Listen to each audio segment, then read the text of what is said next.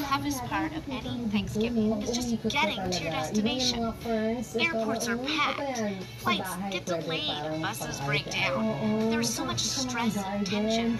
Most people, they don't recover until Christmas. Then they have to travel all over again. I mean, who is it that said that getting there is half the fun?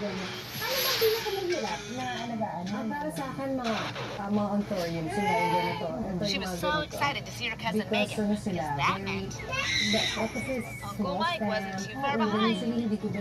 Uncle Mike was the fun. She had been up since 5 a.m., flew 7.5 hours, dragged her suitcases to 2 airports. But it would all be worth it for the reception she was about to get from her favorite nephew.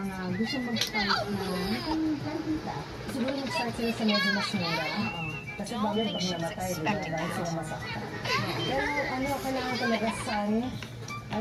Some airports are so large, it pays to have wheels on your shoes just to get around. Once a week lang. Depende rin sa halaman. Pagka puno, usually puno, once in 2 weeks. Of course, there's also a downside. Usapan na pinakamahal na halaman na nabenta mo. Some people travel happy. It's from Brazil And some don't. sa forest. Happy. Sa water, talagang mahihirapan sila at all. kasi talagang iyakan nila. Hard to believe they're sisters. So, nabenta ko siguro 550 naman, 500. And see you, Jen. Don't push it. Kasi investment din sa totoo. Kasi pag kailangan siyempre magamit ka na bago ako kumuha ng mga 1 million. Hello, flight Tapos yung dalawa, anxiety. benta mo 250. Mag-grow siya ulit. Don't push So, the button. at mo ulit 250. Kung gusto mo ibenta It's a lahat discount ng- airline. Maganda ang ginagawa ko sa ganun, cut. Grow.